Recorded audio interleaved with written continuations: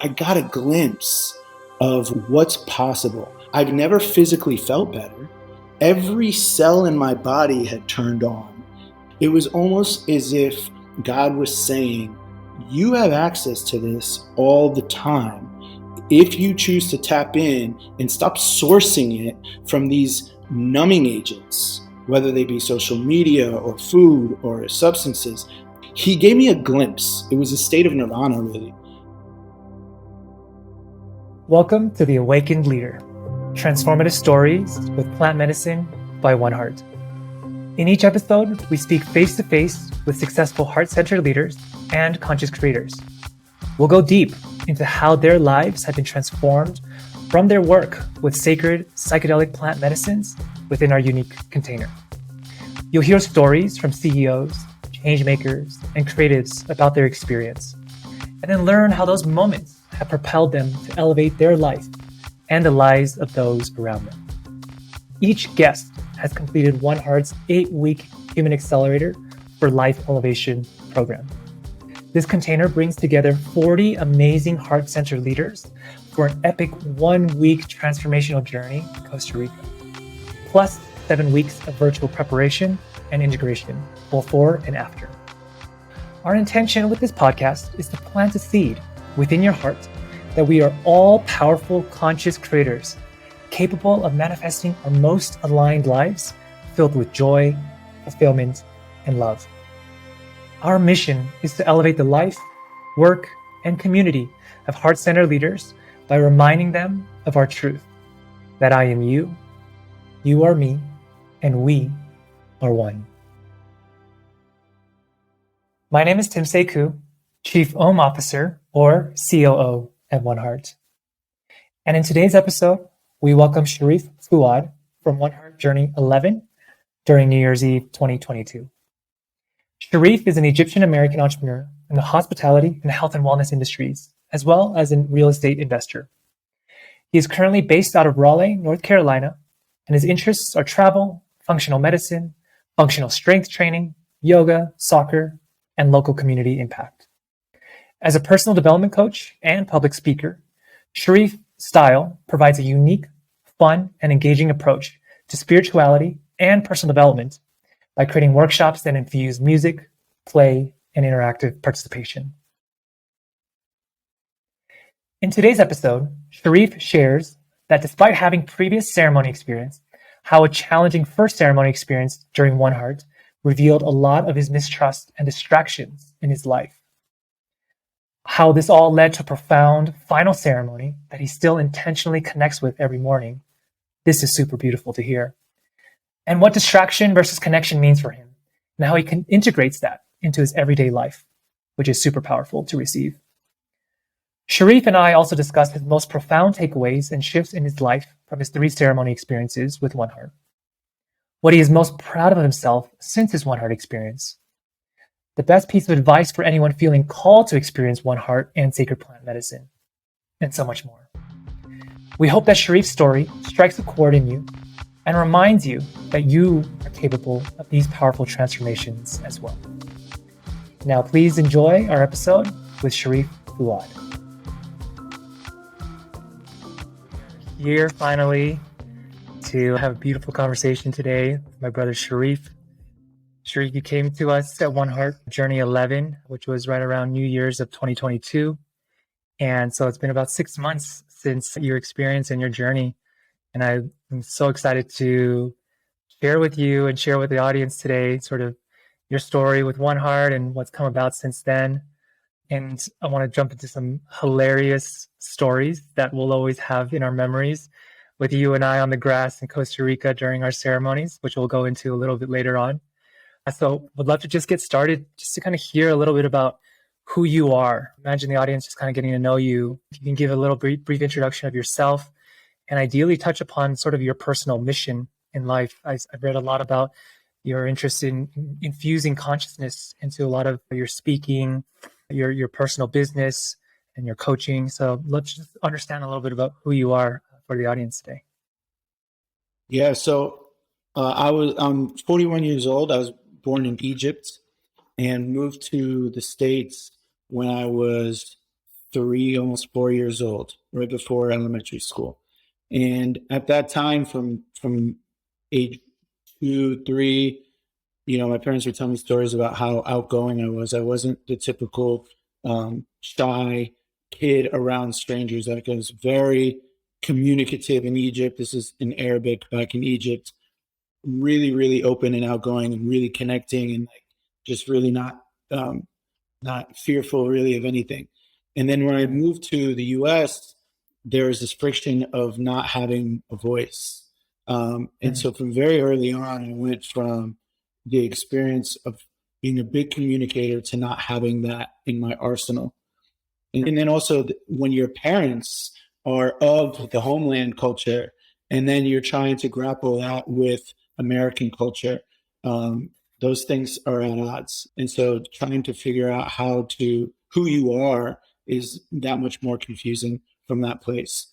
And then when you when you evolve into adolescence, and then you start bringing in the more potent distractions like alcohol and drugs, it's a recipe for disaster, because you're already primed to want to connect because you haven't had that from such a young age. And then you enter something that gives you the false feeling of connection, like alcohol, and then it's just like gasoline and fire. So that was kind of my more of my teens and my 20s, and that you go down that rabbit hole of hedonic adaptation, always thinking that the next thing is going to be bigger and better, but you actually develop a tolerance to all the pleasure-centric living until it finds you in a ditch of depression and anguish, and then, I like to say that a lot of people find the spiritual path just from the beginning, and they feel called higher and they walk in that way, and hopefully that's the case. I think it's always been in my essence, in my spirit, from when I was young, when I was like 3, learning the Quran in Egypt. But then I swayed from it, and then also, like, the dogmas of organized religions also, it didn't add up. And so as I hit that rock bottom, like, that for me, that is how I arrived at, like, relearning and coming home to a relationship with the higher power, and then finding that the connection that I was looking for in the outside world and through my parents and everything else was just a connection that I was looking for with myself through a connection to source. And when you know that, that segues into your second question is, wow, there's tremendous relief here. And it's all from something that I don't have to go buy or do. It's just something right here inside. I'm sitting on the big red X as I'm trying to travel around this treasure map, and the red X is like right at my feet.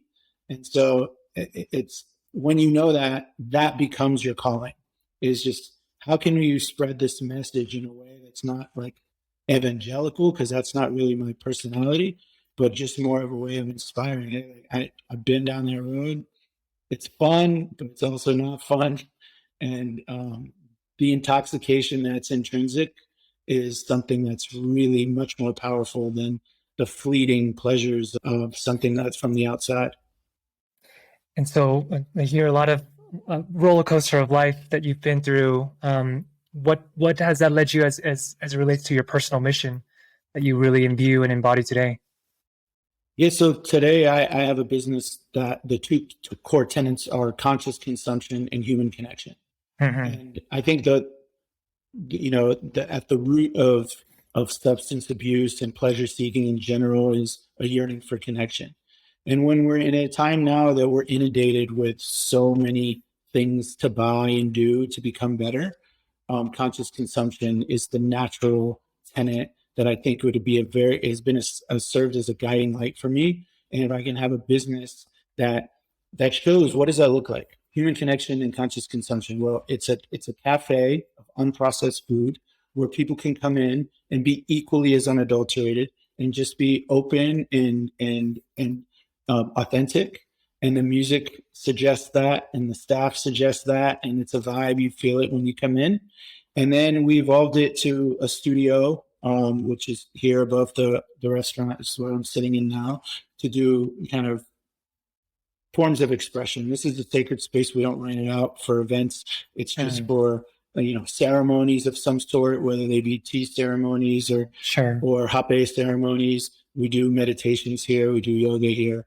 And so all of this calling or this mission is just returning everyone back to themselves.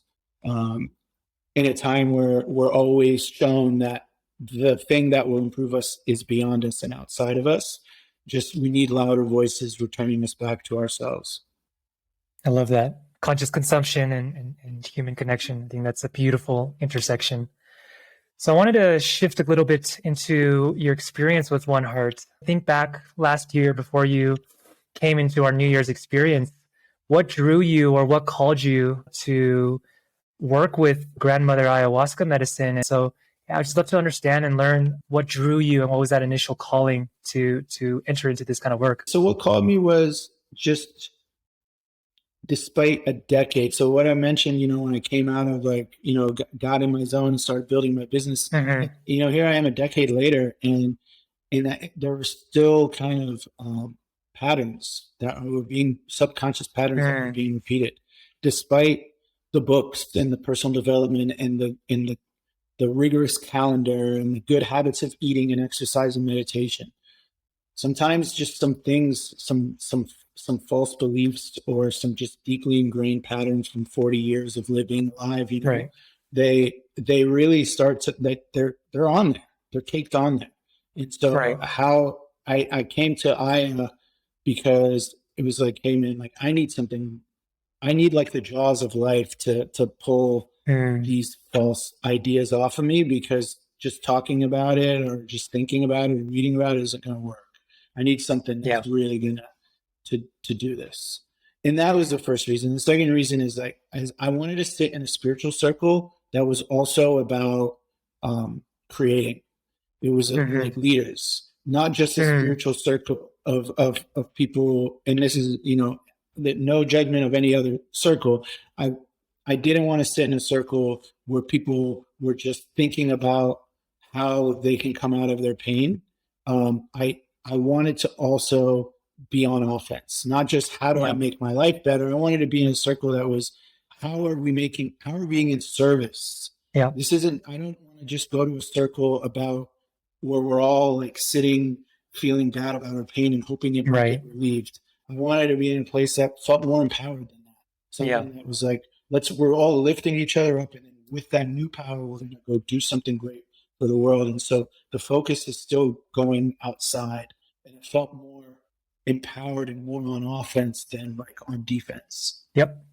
Yeah, I love how you said that. Something I usually like to explain, the types of groups and communities I love to be involved with are sort of the intersection of the conscious creators or the action takers, but also the conscious curious or the spiritual explorers. And I think that intersection, as you were just mentioning there, is what I resonate a lot with as well. So I can see how that aligned with you. And you mentioned the patterns that you were looking to disrupt or interrupt at the very least.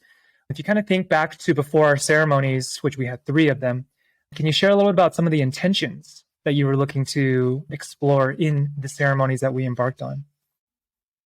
Yeah, one was to understand why I keep falling for distractions. And so I think it's interesting when I say conscious consumption is one of my tenets. I think it's because it's the thing that I struggle with the most. Just because I got rid of alcohol as a distraction, that was just the vehicle at the moment. Sure. But that wasn't the underlying thing. The underlying thing is like there's still some soothing that's being required. That's in the way of me creating. Because if you're in a place that's empowered and ready to work and to serve, you're not in a place of soothing. There are like 2 opposite energies, And so as long as I'm thinking that I need to be soothed or placated or pacified in some way, then I'm not in a place of empowered creativity where my cup is full and I'm pouring all the excess onto those around me. And so then the distraction becomes, I don't know, it could be dating, it could be traveling, it could be more ceremonies without integration, it could be books. And it's crazy. It's like wolf in sheep's clothing. You think that like books, are better than imbibing, but I started imbibing books at a rate of 1 or 2 books a week. and then it's just become the new thing that's a distraction from keeping me from working. And so it just became this, that was one of my intentions, like, how can I shed that? Amazing. And, and so that the medicine revealed, for sure. And it was, I think I came into that ceremony on day one with one heart, just thinking like, I've done this before. A lot of people haven't. Let me be here as a source of support for those around me and make sure that I can, help them out if they have a rough ceremony. It was almost like this false confidence and naivete, because a couple hours later, I was the one that was going for the ride, and everyone else was trying to make sure I was okay. So I really want to tap into that. Yeah. So imagine ourselves back, 6-7 months ago on the lands of Costa Rica. We're up in the mountains. It's our first ceremony. We've taken, our first dose and cup, and we're going, like it's starting to activate. And I hear some noises in the background, and it's obviously really dark. And I'm like, oh, what's going on? Who is that? And sooner than later, I kind of go see who it is, and it's you. And, we really needed to take you to outside the Maloka to kind of give you some space, maybe some room to kind of breathe. And in case you still needed to exhaust some noise, maybe stay away from others. And you and I are on the grass patch next to the bathrooms, and you're going through it. And I'm just curious, can you just drop us into that moment? What's going on? What's going through your mind, your heart, your body in that ceremony? Yeah, it was all of my erroneous patterns and beliefs brought to, it's almost as if all of these erroneous patterns and beliefs are those types of tumors, those brain tumors that have tentacles and they just wrap their way in all around the brain. And so like you can't just go get a scalpel and remove it. They're on there. It was almost as if they were they had tentacles, all these ideas. And if I asked for them to be removed, well, it's going to be as painful as you can imagine removing them. And so, and so it was screaming. I was screaming. I was like, what the F is this? This is insane. It was the most horrific sounds, sights, and feelings. To make me even question, is this poison that they're putting in us? Sure. I don't trust anyone here, which I see now was a projection of my own lack of trust. So all of these things that were so deeply ingrained were all coming to the surface. We keep them from coming to the surface for a reason, because when they do, they're excruciating, painful, if they're being processed at such a concentrated small time frame. 40 years of building these things onto the mind, onto the consciousness, and then hours by comparison to remove them. And so when I asked myself, if I was a creator and I had all of these beautiful beings that I created as God, right? And I was trying to tell them and communicate to them that I am powerful, and by proxy, you are powerful because I created you.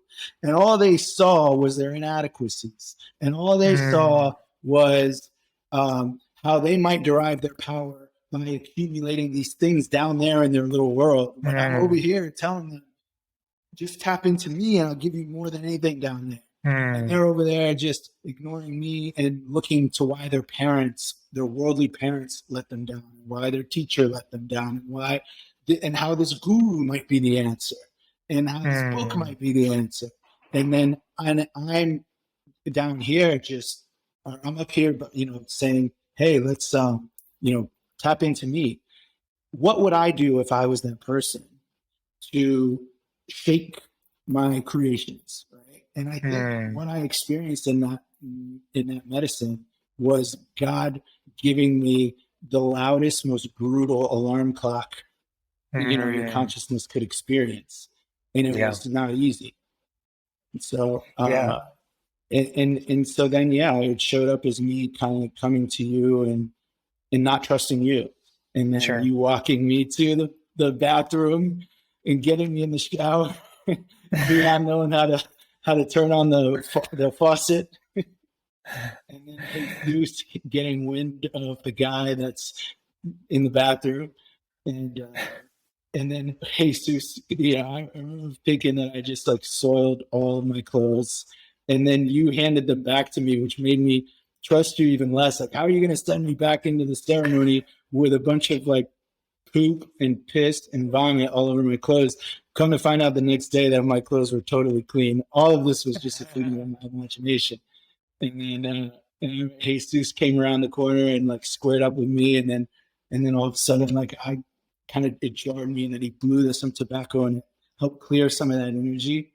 Yeah. And then and then we had then I'm seeing you the next day and just being like, I'm so sorry. Like, I understand if you want to send me home, or at least I just tap out of the next couple of ceremonies. I get it. I know you don't need that type of disruption in your ceremonies. There was nothing I could do to keep it quiet. I tried. And you said that's exactly why you need to do more. Exactly. This guy's crazy. But you're right. Because I eventually got to ceremony 3.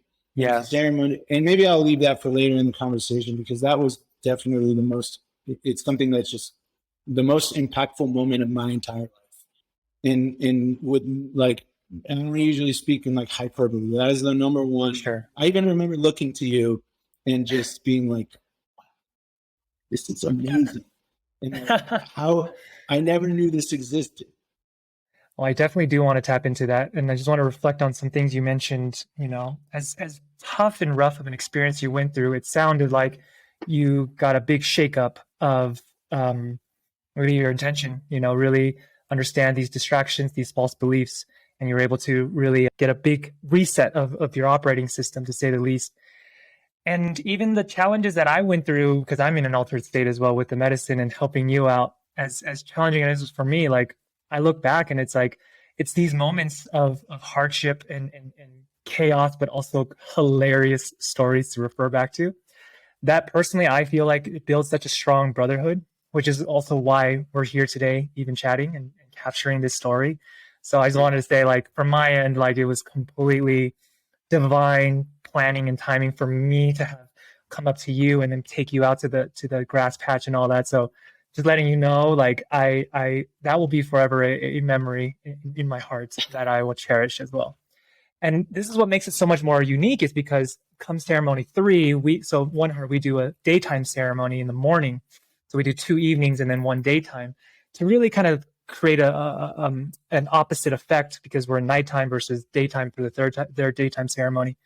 Can you share a little bit about what that hyperbolic experience was for you? Because I remember another special memory is just me looking at you and we're just smiling. We're just smiling, like teeth exposed, smile from ear to ear, and just like nodding yes, like you get it, and I get it, and you get it. And so I just love to hear just like what was going on in that third daytime ceremony to kind of encapsulate these 3 ceremonies for you.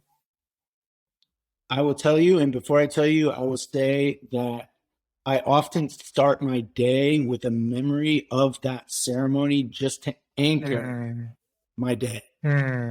Because at times I lose sight of the power that I was reminded that I have on that day. And I have to recall the memories of that day to remember who I really am, with humility.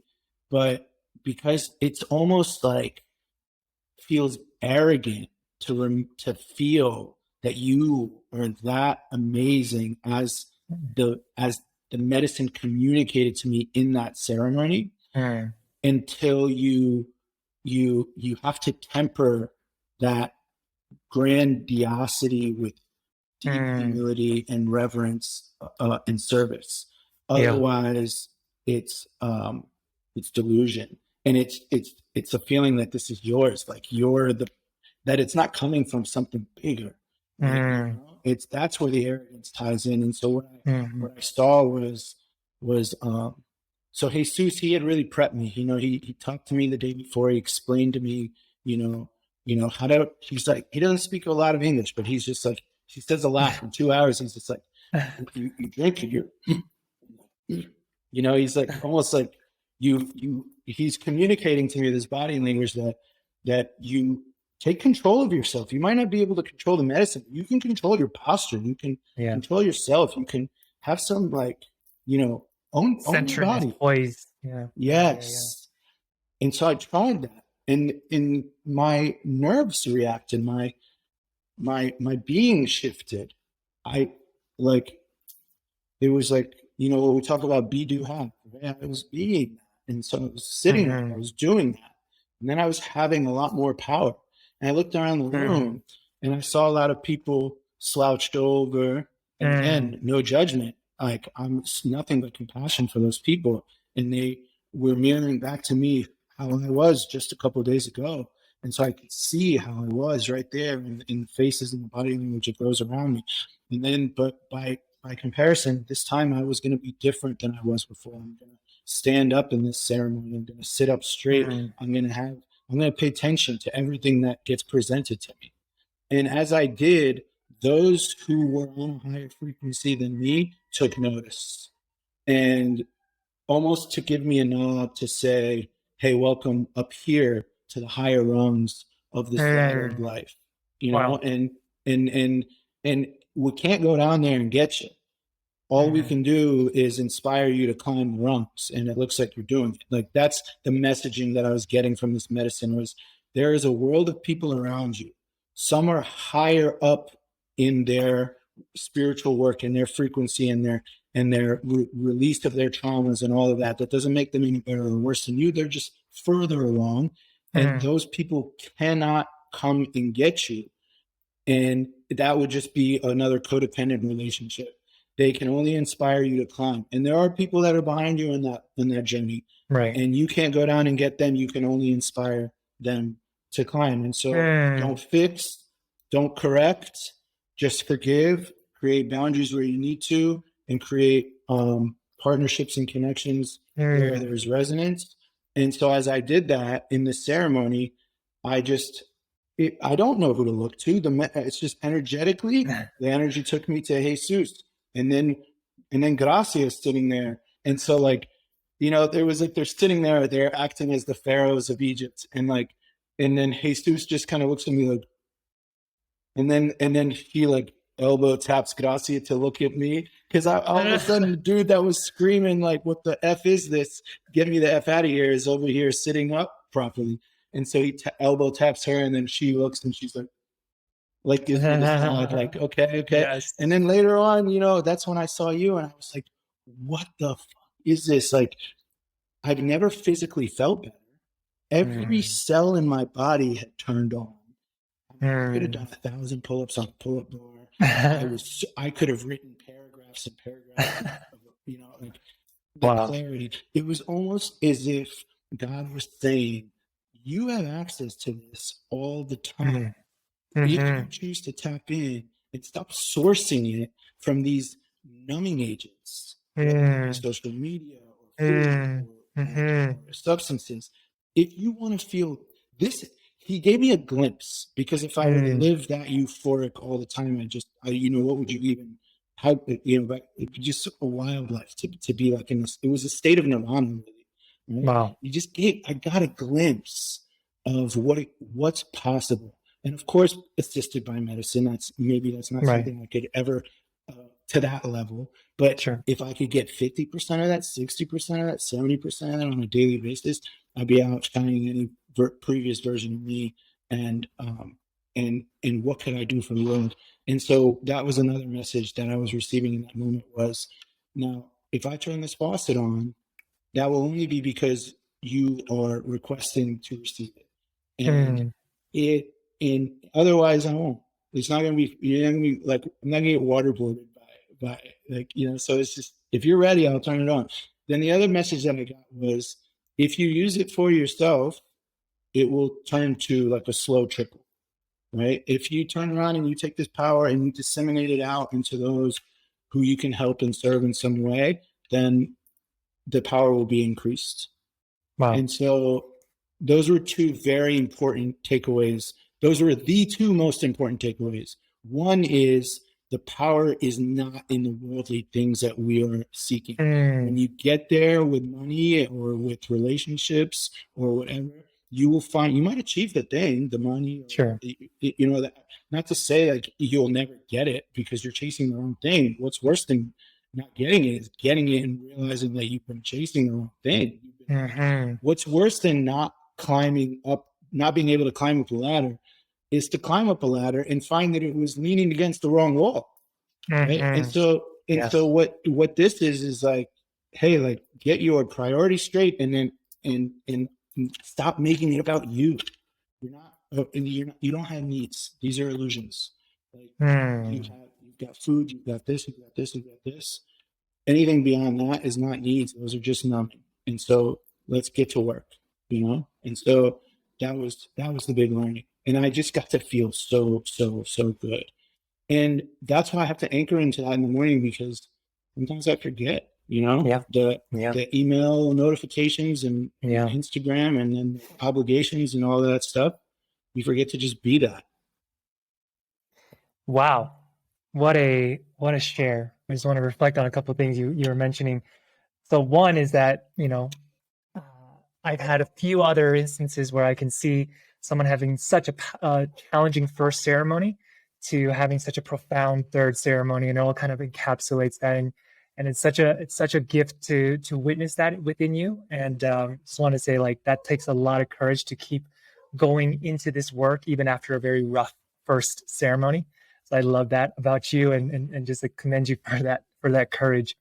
But secondly, as it related to a lot of your intentions around that distraction, one thing I've learned and heard from others in their ceremonies and the downloads they received is there's connection or distraction. And so as you were talking a lot about distraction, right? How do you work through that? How do you heal through that? On the other side of the spectrum that I've learned is connection. And as you talk about, what you were able to feel and receive in that third ceremony, and now anchor that into a practice on your daily morning rituals to connect to that power, to connect to that source, to connect to that feeling, I think is a beautiful perspective to see that connection versus distraction. So thank you. Yeah, let me add something, and I can't say this 100% applies to everyone, but this has been my belief. This has been my experience. I think the difference between connection and distraction, I think that they're the same side, other side of the same coin, right? Opposite side of the same coin, is that connection is what you attract and draw in when you are in your higher state, your true state. Connection is what comes to you. Distraction is what you go seek out. That's how, at least for me, that's how I know the difference. I get it. If I find myself needing to leave my kind of where I'm grounded, where I'm rooted, and go attain something, that's distraction. If by being who I am at my highest level, I've drawn it in, her in, that in. And I'm not saying I'm going to draw in like the best thing, but at least it's from a place of power. I'm drawing it in, I'm attracting it. So then, number one, I'm not in a needy place because it came to me. And number two, I now have the ability to discern from a higher place, is this for me or is this not? Whereas when you leave the mound and you're out there chasing, you're not in a place of discerning. You're just almost like it's thirsty. You'll take the first thing you get, you know? And so I think that that's a very important distinction for anyone listening or watching. At least it serves me, is when you call it in because of just how you are, who you are, the state of being versus doing, that's more connection. Oh, beautiful summary there. So I wanted to, before we close this episode, I wanted to get through a round of rapid fire with you. And I'm going to kind of ask you a series of questions and just kind of tap into your heart and come out with what's true for you. So the first question is, so our journey was 6 months ago as of this recording. As you kind of look back to the person you were before and the person you are now, what's one major shift in your life that has occurred since then? My health has completely changed. I've lost 25 pounds since then, since 6 months ago. and not that I ever really cared about my weight. It just fell off, and effortless too. I'm actually, it's less effort. Um, my Mm-hmm. my blood panels, my hormones, my adrenals, all of that stuff. I get them checked, stool in blood tests every 90 days. I get them checked, so I'm seeing progress in my health. Is psoriasis is going away. Now it's hard to say what all of it is 100% attributed to, but I Attributed to, think yeah. that, the body is a system. So I think it's a composite. And I know without a doubt that physical ailments are spiritual manifestations, Mm, unrecognized emotional misinterpretations of and course, yeah. beliefs expressing themselves through the body. And so that has been one major, major shift. And the thing about health is you don't realize it until you get it back, how you were just Mm, swimming underwater, it felt like. yeah. And so now, and now that I have it, autoimmune issues falling away, Epstein-Barr virus falling away, Mm, it's that parasites, like all this stuff, just kind of emotional things that are just lodged are all gone and going away. I have all this just clarity and energy. And as long as I continue to remember that day in ceremony, which is, if I'm going to give it to you, you have to give it mm, out. Don't just go spend, I stopped traveling. I stopped going out and just mm, like, I want to stay right here in my community and help everyone. Now, if I get called, like I got a call from you to do 100, I'm going to accept, because again, that wasn't me going out and getting I yeah. called it in. And so Yeah. to me, I viewed that as a connection, not a distraction, because it came to me, because of who Yep. I was being. Yep. And that's how I'm making my decisions going forward. And Burning Man was a thing that I wanted to go out and get. Right? Mm, And I was like, man, I really want to go to Burning Man. Everyone in One Heart's going to Burning Man. I've never been to like a full on Burning Man. But then my cousin called and she said, I really want you to come to my wedding in Egypt. And so I remembered what I mm, just mentioned moments ago. And so, hey, this is this is my family, my real family. And this is the opportunity to heal, generational stuff here and go back to Egypt. And so that's what I'm called to do. And that's so it's an beautiful. easy kind of metric to decide. So again, since 6 months ago, sitting in that ceremony, it's allowing me to have like um, a template by which I can make decisions. Yeah. Almost like Yeah, what I is get that that. that body test that that kinesiology. It's almost Mm, like a version of like kinesiology. It's like it tells me what to do. If it's coming to me, I can discern and choose it, and if not, I'm not going to go hunt it down. amazing. Thank you.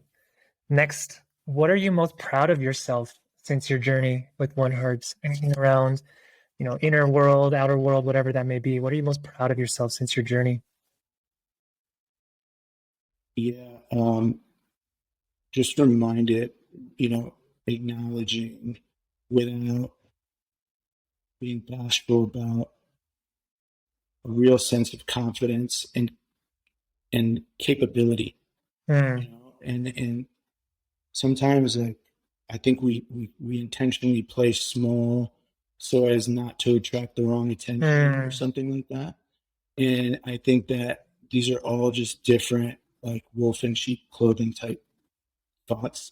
And I think what allows a person to be great, or at least what I've been experiencing lately, is knowing that it's it's power to accept, to disseminate out. And I think what I'm most proud of is I'm not I'm not like wasting time anymore.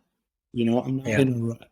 I think a lot of people come to um, One Heart are like very high achievers, Mm-hmm, and they're like, there's something that's just missing, you know. mm-hmm, And so that got addressed for me, mm, that. So I thought I needed to sell my business. I thought I needed to build a new, more exciting mm, business. No, none of that was the thing. And so what I'm most proud of is like, I'm glad I didn't just flip my whole life over. I'm glad I didn't just sell my condo and move to Miami. I was like exploring 10 different options. And mm-hmm, what I'm so proud of is that the answer was just be 100% you right here doing right now mm, what you're doing. And so my business is improving and my relationships are improving. And I haven't gone anywhere. I'm just right here.